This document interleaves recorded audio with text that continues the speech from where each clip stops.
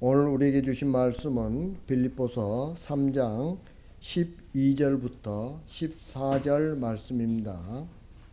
제가 가지고 있는 신약성경 322페이지 빌립보서 3장 12절부터 14절 말씀입니다.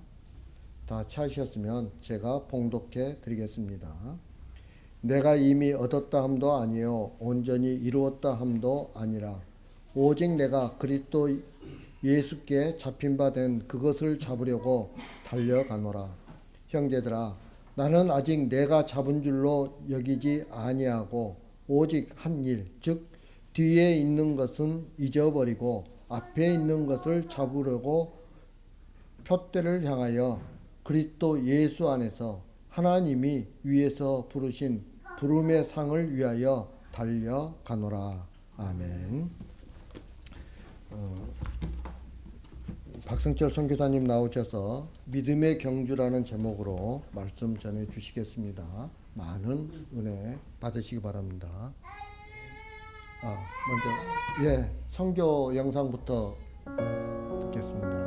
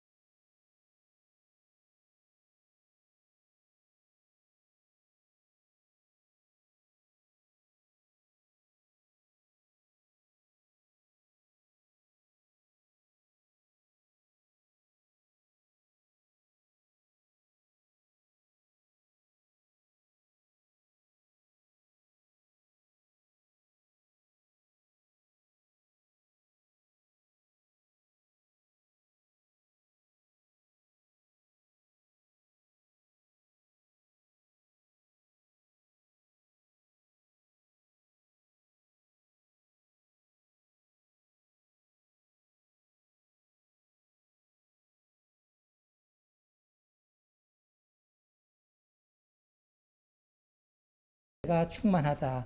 처음 갈 때의 그 뜨거운 열정, 또 온 민족과 열방을 정말 내가 모든 걸 할 수 있겠다는 그 자신감으로 나가지만 사실은 그렇게 잘 되지 않습니다.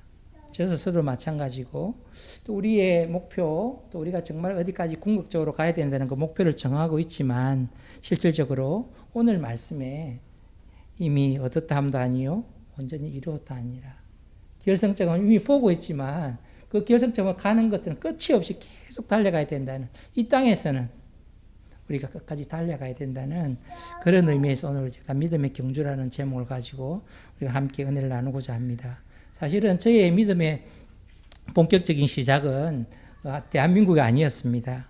어떻게 보면 참 힘들고 어려웠던 시대를 우리가 살아가고 있지만 제가 살았던 시대는 더 어떻게 보면 우리 격동의 시대, 또 급변하는 시대를 살은 것 같습니다. 제가 66년생인데 저는 저희 할아버지가 믿음을 가졌습니다. 할아버지 그 믿음을 따라 아버지, 어머니, 태중에부터 믿음을 가지고 살았는데 제가 청년이 되기까지 신앙생활을 잘 하지 않았습니다. 제가 가지고 있었던 열심히 중고등부도 섬기고 고등학교 때는 교사로 섬기고 했지만 그것이 과연 나의 믿음이었을까라는 것들을 다시 한 번 더 생각해 볼 계기. 그리고 제가 대학을 가면서 교회를 아예 안 나갔습니다. 그렇게 하면서 1992년 7월 달에 제가 우연한 기회에 그냥 필리핀을 가게 되었어요. 대학교 4학년 여름 방학이었는데 한 달 동안 있으면서 그때 한 선교사님을 만나게 되었습니다. 빈민 선교를 하시던 그 선교사님이 골목골목을 다니면서 전도를 하고 아이들을 모으고 막 그런 모습을 보면서 이 젊은 선교사님이 왜 여기 와서 이런 일을 하고 계실까라는 좀 의문이 들었습니다. 그 당시만 해도 제 속에 꽉 차 있는 모든 불만, 불평, 그 다음에 정말 하나님이 정말 계시는가 참 많은 고민을 하게 되었고요. 그런데 그 선교사님은 어떤 이유 때문에 여기에 와서 이런 생활을 할까 하는 생각을 가지게 되었습니다. 그 선교사님과 잠시 한 4주의 시간이 있고 난 이후에 그 다음에 제가 우연히 필리핀을 가게 되었어요. 대학을 졸업하는 그 다음 날 2월 말에 필리핀에 가서 그 선교사님 옆에서 선교사님을 돕고 저는 대학원을 다니게 되었습니다. 그렇게 어영부영 흘른 시간이 7년을 조금 넘게 그 선교사님하고 보내게 되었습니다. 그러면서 그 당시에 막연하게 생각한 죄에 대한 어떤 믿음의 확실한 정의, 내가 어떤 믿음을 갖고 살아야 되겠다는 것들을 얻지 못했지만 조그마한 나의 소망이 하나 있었습니다. 나도 이 선교사님처럼 선교사가 돼야 되겠다. 되고 싶다는 그런 욕망이 있었습니다. 그런데 그것들을 나의 현실로 어떻게 옮겨갈까라는 것은 참 의문이 참 많았어요. 그런데 그 결정적인 계기가 제가 2년 동안 대학원을 다니고 대학원을 마치자마자 바로 아내와 결혼을 했어요. 한국에 직장에 다니는 아내를 데리고 필리핀을 가게 되었어요. 아내는 아무것도 모르고 결혼한 지 3주 만에 필리핀을 갔습니다. 그래서 너무 힘들었어요. 둘 다 살기도 힘들고 직장도 없고 처음에는 가이드도 하고 애들 영어도 가르치고 그런 식으로 살았습니다. 하숙도 했습니다. 애들. 한국에서 그때 90년대 초반에 많은 조기 유학생들이 그때 막 처음 오기 시작했어요. 그때 저희 아이들을 데리고 있기도 하고 그러면서 제가 이제 일을 시작했습니다. 일을 시작하면서 막 급하게 살다 보니까 결혼을 했지만 5년 동안 아이가 없었어요. 하나님께서 99년도에 초에 저희들이 아이를 주셨어요.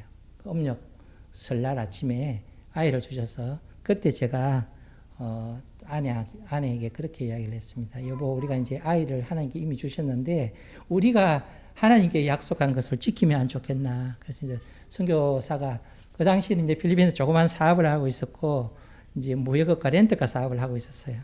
그렇게 나쁘지는 않았는데 그것을 다 정리를 했습니다. 정리하는데 한 3개월 걸렸어요. 하고 다시 2000년 초에 한국으로 들어왔습니다. 들어와서 이제 선교 훈련을 받는다고 선교 단체를 여기저기 알아보기도 하고 그다음에 2003년도에 제가 선교 훈련도 받고 했는데 하나님께서 강권적으로 신학교를 가게 하셨어요. 그래서 우리 강 목사님하고 같이 신학교를 2004년도에 동기가 되었습니다. 그 당시에도 선교 열정도 있었고 나름대로 뭔가를 하기 위해서 저는 신대원에서 열심히 했습니다. 선교사 선교를 나가기 많이 준비를 했고 했는데 하나님께서 많은 길을 막으시더라고요. 그래서 제가 나가지 못하고 국내 사역을 하기 시작했어요.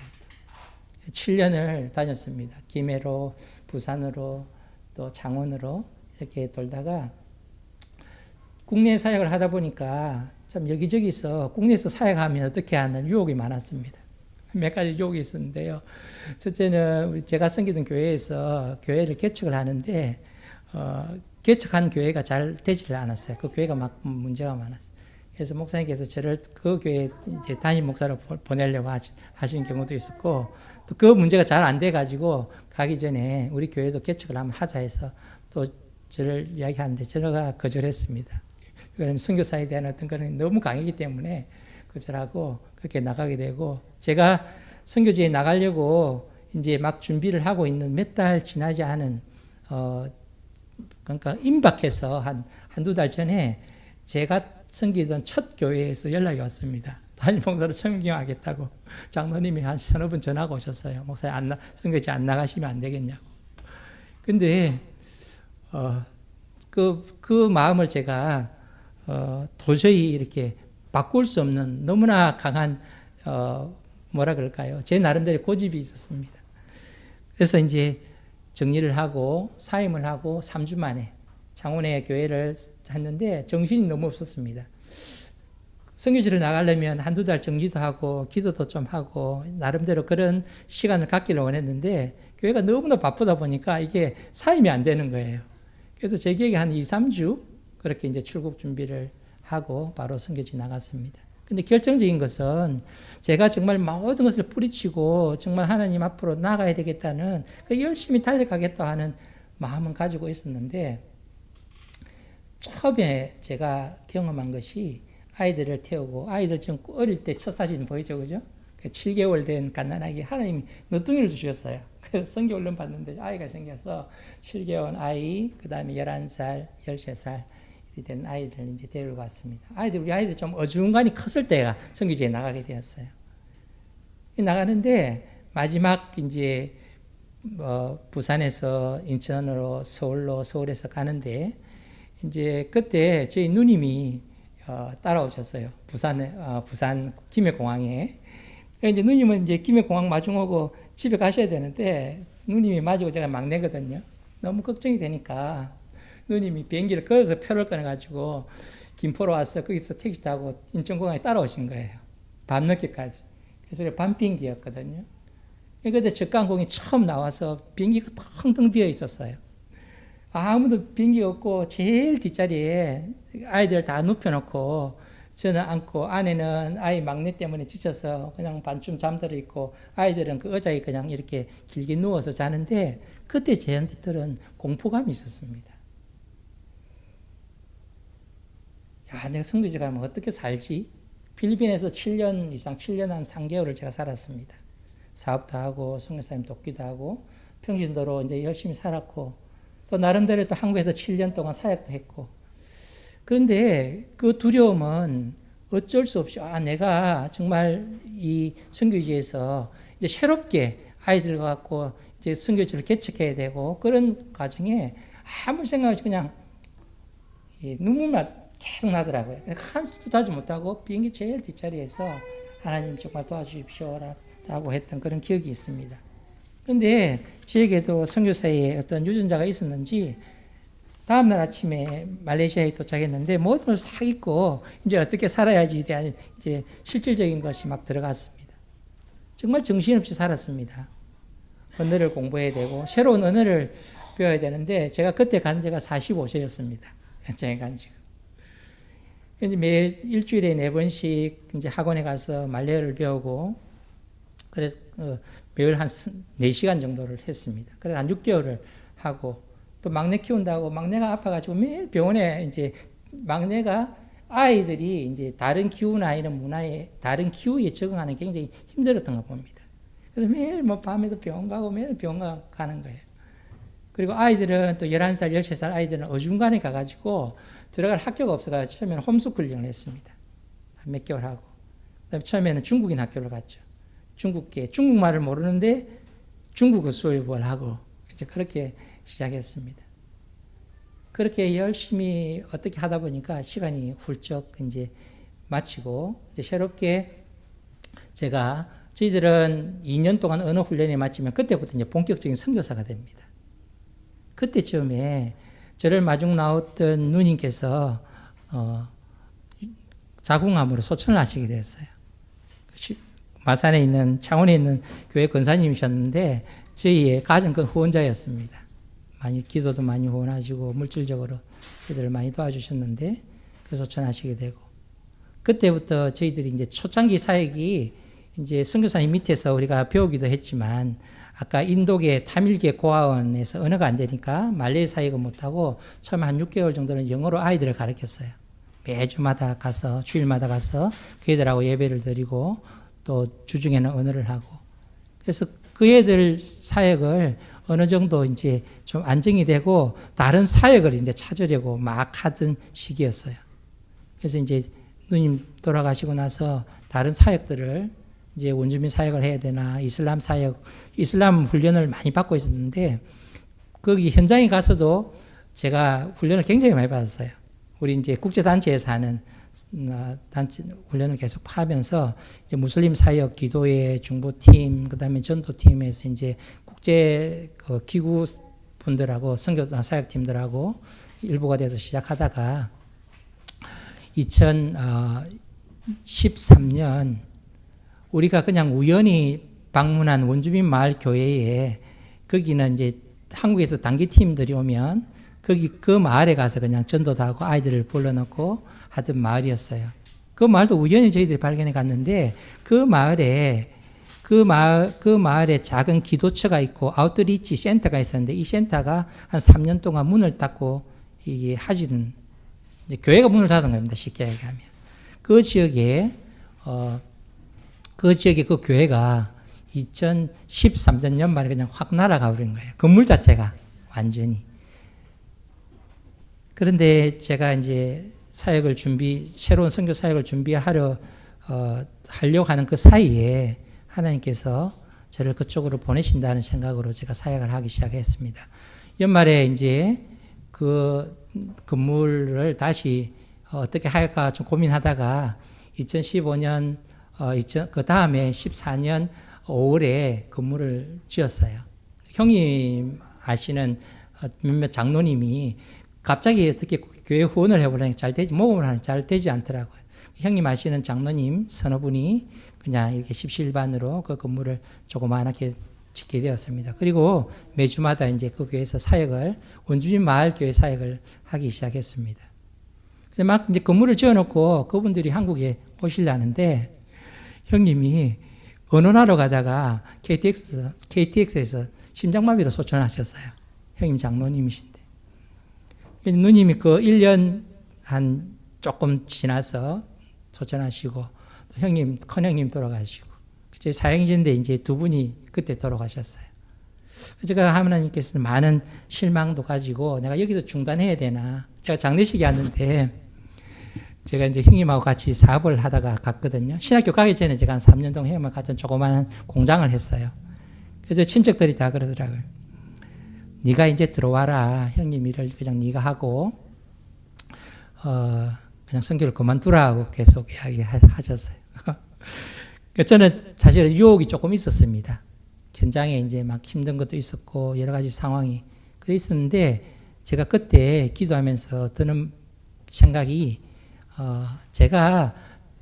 그런데 제가 그냥 그분들 앞에 쉽게 그냥 이렇게 툭 튀어나온 어떤 이야기냐면 저희 이제 가장 가까운 그 친척이 저희 외삼촌이 살아 계세요. 다 돌아가셨는데 그 당시에도 외삼촌이 제일 큰 어른이셨는데 외숙모님이 교회 권사님이세요. 근데 예숙모님이 적극적으로 저를 들어오게 했어요. 네밖에 없다. 적임자가 일도 해봤고 이제 네가 어른이니까 이 일을 해야 된다고. 그래서 제가 예숙모님한테 그런 이야기를 했습니다.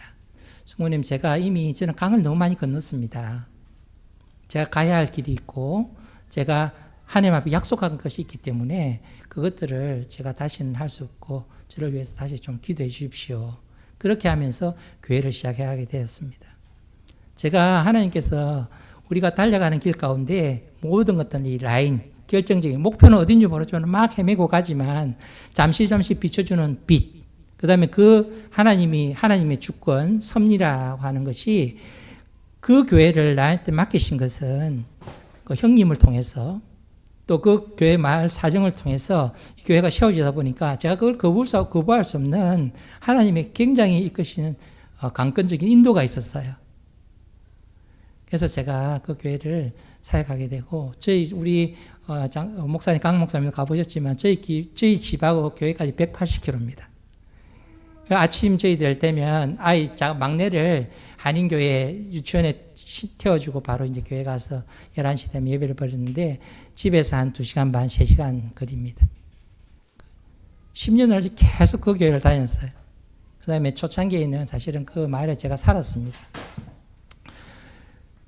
그렇게 10년이 흐르고 교회가 어느 정도 성장한 처음에 이제 많이 교회도 성장하고 애들 가르치기도 하고 훈련도 시키고 하다 보니까 제법 어느 정도 이제 되었는데 코로나가 왔어요. 코로나 와서 이제 훈련은 시키고 이 사람들 많이 성장시켰다고 생각하고 아이들이 보통 한 5, 60명, 어른들이 한 2, 30명 매주마다 그리 왔거든요. 많은 사람들이 교회에서 이제 예배를 드리고 하는데 내가 보기에는 아직도 이 사람들 믿음이 어린 거예요. 아직까지 저희 교회는 헌금을 하지 않습니다. 참 어렵습니다. 그런 과정을 보면. 그 다음에 이렇게 봉사도 잘 하지 않고 또 나름대로의 섬긴다 하지만 또 많이 싸워요. 많이 싸워서 그 교회가 문을 닫았거든요. 그래서 제가 설교 시간에 또 제자 훈련을 가르치면서 제일 강조한 게 여러분들이 잘 지내야 이웃들에게도 복음이 증거가 된다. 그런 것들을 많이 강조했습니다. 한 10년이 흘러도 변하지 않는 가정 가운데 하나님께서 저한테 또 짐을 하나 더 맡기셨어요. 코로나가 오기 전 조금 힘들다고 약간 느낄 그 시점에 이 성장을 안 하니까 이제 안정은 됐는데 성장을 안 하는 겁니다. 내 안에 이제 소프트웨어가 자라지 않는 거예요. 하드웨어는 잘 갖춰졌는데. 그 과정에 2019년 연말에 다른 가정교회를 또 맡기셨어요. 우리 마을에서 한 10분, 15분 거리에 맡겨서 완전히 대나무로 지은 집이 반쯤 이렇게 넘어가는 집에서 예배를 이제 자기들이 드리고 있는데 현지인 지도자가 내가 그 교회를 맡아서 하면 어떻겠냐. 건물을 하나 지어달라고 이제 해서 가정집을 지었습니다. 그게 2019년 연말입니다. 건물을 짓고 이제 두 교회를 사역하는데 제 마음에는 조금 걱정도 되고 공허함도 있었고 조금 이제는 약간 살짝 지친다는 생각도 있었고 한 7, 8년 하다 보니까 많이 좀 원주민들하고 사역을 하다 보면 많이 시달리기도 합니다. 그리고 저희 원주민 마을이 뜨미아르족이라고 좀 거친 전사 부족이에요. 말레이시아에 한 3만 5천 명 있는데 굉장히 거칠어요. 예배 시간에 아이들이 나와서 내 있는 데서 치고받고 싸웁니다. 막 뺨 때리고 막 교회 나가서 싸우면서 막 돌 던집니다. 막. 엄마들이 떠들고 막 엄마들도 막 시끄럽게 막 떠들 때가 많아요. 엄마들도 화나면 아이들을 내 보는 앞에서 그 예배 시간에 막 때립니다. 그렇게 막 하는 와중에 맡겨주신 가정교회, 새롭게 된 그 친척 몇 명, 많이 모이면 어른들 한 10명, 아이들 한 10명이 모이는 그 밑에 있는 동네에, 주황이라는 동네에 가면 이 사람들은 또 너무 순해요. 쉐마이라는 부족이 또 달라요. 거기서 제가 위로를 많이 얻습니다. 오전에 가서 좀 시달리다가 밑에 가면 이제 가정교회니까 말씀도 나누고, 그때 차도 이제 꼭 가면 내가 하면 자기가 차도 타주고 막 그래요.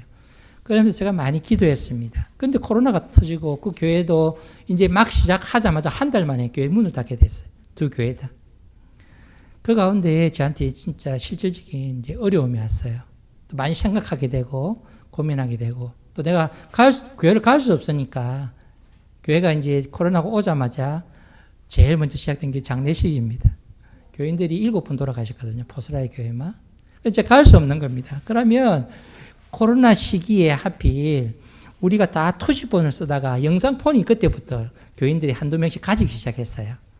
그래서 이제 영상을 켜놓고 제가 기도해주고 그 장례식 모습을 이렇게 촬영한 것 그대로 생중계로 막 하기도 하고 매일 어려우면 전화를 해서 음성으로라도 제가 맨날 기도해주고 그런 가운데 제가 할 수 있었던 게 하나님께서 저한테 좋은 기회를 주셨는데 성도들을 저하고 분리시키면서 성도들은 스스로 믿음을 크게 만드시고 저는 다시 사역을 돌아보면서 제가 뭘 잘못했는지를 코로나 1년 반 동안에 기도하면서 생각할 수 있는 시간을 주셨습니다. 얼마나 감사한지.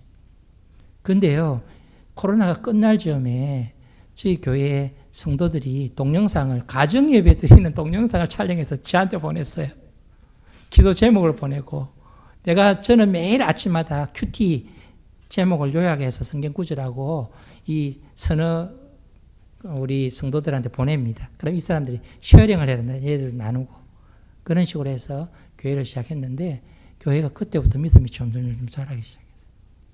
2023년 크리스마스가 되고 부활절 날이 제가 기억하기는 우리가 코로나 끝나고 22년인가 3년인가 됐는데, 성도들이 전부 다 자발적으로 음식을 준비해 왔어요. 다 준비하고. 크리스마스 2023년 크리스마스 때는 동네 사람들 다 초청했어요. 제가 돈 10원도 안 줬습니다. 본인들이 다 하고 아이들은 아르바이트를 하고 해서 동네 주민들 수백 명을 초청해서 크리스마스 때 잔치를 하고 예배를 드렸습니다. 지금도 봉사를 잘 하기도 하고. 그래서 코로나가 끝나고 교회가 어느 정도 안정이 되고 하니까 하나님께서 하나님은 절대 놓치지 않으신다고 봐요.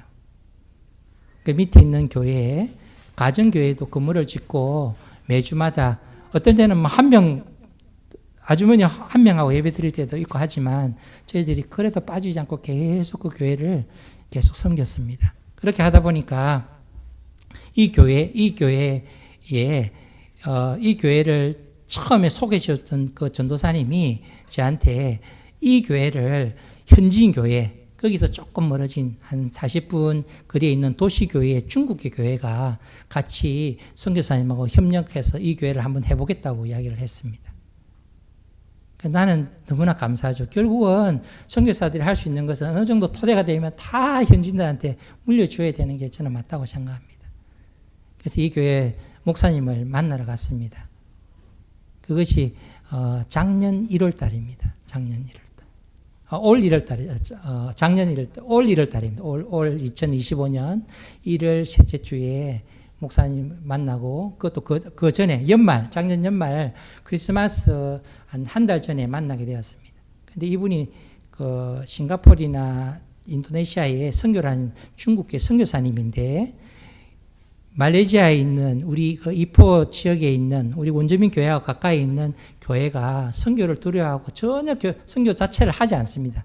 말레이시아 사람들은, 말레이시아 교회들은, 중국 교회들은. 근데 이 교회에서 처음으로 국내 선교를 시작한 거예요. 그러면서 선교지를 찾으면서 저를 접촉하게 되고, 저는 이제 그 한 자리에서 한 10년 이상을 하고 있으니까 그냥 소문이 다 난 거예요. 현지인들 사이에. 그래서 그 교회가 지금 건강하게 잘하고 있고, 어린이 사역부터 체계적으로 교회가 한 300-400명 모이는 큰 교회입니다. 너무 잘하고 있고, 올 연말 크리스마스 성탄을 하는데 동네 주민들 다 초청했어요. 아까 사진에 있었듯이 한 100명 이상 왔어요. 그래서 사람들한테 선물도 나눠주고, 제가 한 거는 거의 없습니다.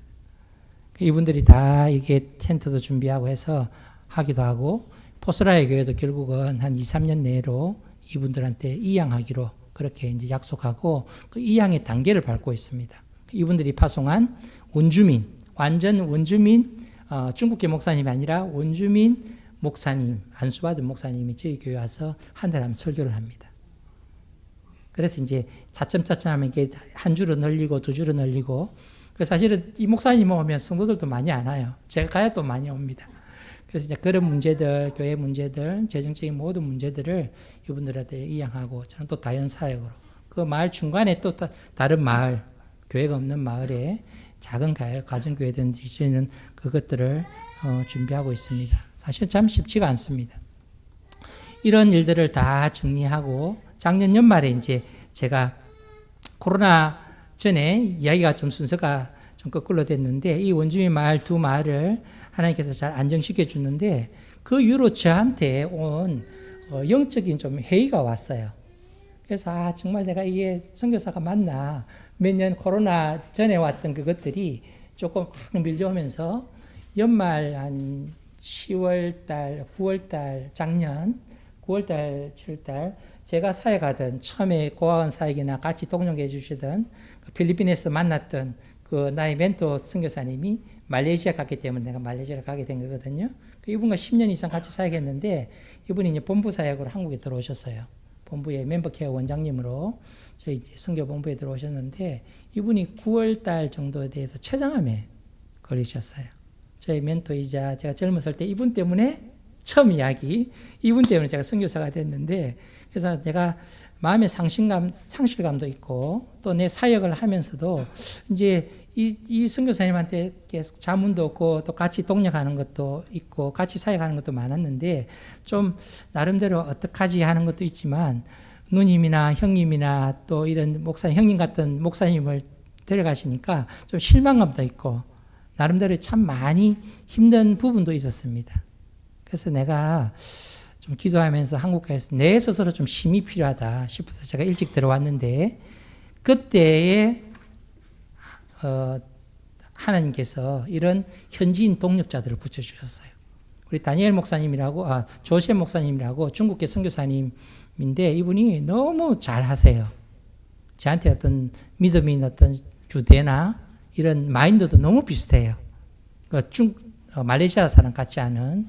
그래서 하나님께서 우리의 가는 길마다 우리가 열심히 달려가지만 사실은 중간중간에 포기하기도 하고 때로는 그 목표물이 사라지고 보이지 않을 때도 많잖아요. 그 다음에 이게 내가 하는 게 맞나 안 맞나 의심할 때도 많고 하지만 제가 두서없이 이야기했지만 제가 믿음을 가진 그 90년대 초반부터 지금까지 순간순간마다 하나님의 특별한 계획과 인도가 있은 줄 믿습니다. 그렇기 때문에 제가 여기까지 서 있고 아직까지도 저는 솔직하게 선교사를 빨리 내려놓고 싶다는 때가 수없이 많아요. 그렇지만 나의 이 다리에 힘을 주고 또 여기서 서서 앞으로 한 걸음 더 나갈 수 있도록 하나님께서 인도하시는 과정들이 분명히 있을 줄 믿습니다. 그런 우리의 영적 체험들, 그런 과정들을 통해서 우리가 교회가 일어서고 포기하지 않고 한국 교회가 힘들다 하지만 그래서 하나님께서 교회를 이끌어 가시는 하나님의 섭리를 보면 분명히 하나님의 역사는 지금도 지속될 줄 믿습니다. 그런 과정 가운데 우리는 이 믿음을 잘 지켜가고 또 하나님의 뜻을 따라 순종하면서 살아갔으면 합니다. 제가 마지막으로 영화 이야기를 한번 하겠습니다. 저는 오자마자 서울에 일주일 있었는데 영화를 보러 갔습니다. 그 영화의 마지막 장면을 지금도 잊지는 못합니다. 독일에서 전쟁 말기, 2차 대전 말기 사역하셨던 보네프 목사님을 그걸 영화를 전기를 일대기를 영화로 만들었는데 독일이 망한 지가 1945년 4월 마지막에 히틀러가 체포되기 3주 전에 종교 지도자들을 모두 체포를 해서 반동인물로 해서 다 감옥에 투옥을 시켰습니다. 그런데 보네프 목사님 교회 그 감옥이 미군의 폭격을 받은 거예요. 그래서 그 죄수들을 그 근처에 있는 민가에 다 옮겼습니다. 그런데 그 옮기는 과정에 독일 병사들이 보네프 목사님에게 지금 스위스로 탈출하시라고 이야기합니다. 본인이라도 목숨을 건지라고. 그런데 같이 있었던 동료들이 많이 있고 하니까 목사님은 나는 이들과 함께 하겠다고 이야기합니다. 그러면서 마지막 그 민가, 폐가 다 쓰러져가는 폐가에서 그 무리 중에 한 명이 목사님 그러면 우리에게 마지막 예배를 드리게 해주십시오. 그래서 성찬식을 하게 됩니다. 빵 한 조각, 그 다음에 물로 가지고 그들이 마지막 성찬 마치고 예배를 마치고 바로 보네프 목사님은 그 자리에서 교수형을 제가 죽습니다. 목사님은 그럽니다. 나는 여러분과 함께 있겠습니다. 나는 이 자리에 여러분과 함께 죽는 것이 하나님의 소명이라면 나는 그것을 따르겠습니다. 라고 이야기합니다. 저는 그 영화를 보면서 너무 많이 울었습니다. 회개가 막 나왔어요. 그만두고 싶다는 나의 그 고백, 내가 어떻게 이걸 그만둬야 되나, 그 보네페 목사님 그 영화를 보면서 하나님께서 저한테 주신 특별한 섭리인 줄 믿습니다. 그 영화를 보러 가게 하고 또 그 일주일 동안 거기서 기도하게 하신 것, 그 때문에 제가 새로운 힘을 얻고 또 제가 7월 초에 또 선교지 돌아가지만 내가 어디에서 뭘 하든지 그 마지막 자리, 거기가 나의 표대다. 거기가 나의 마지막 자리이다. 라는 것들을 기억하면서 달려가기를, 우리 모두 함께 달려가기를 간절히 소망합니다. 기도하겠습니다. 하나님, 참 연약합니다.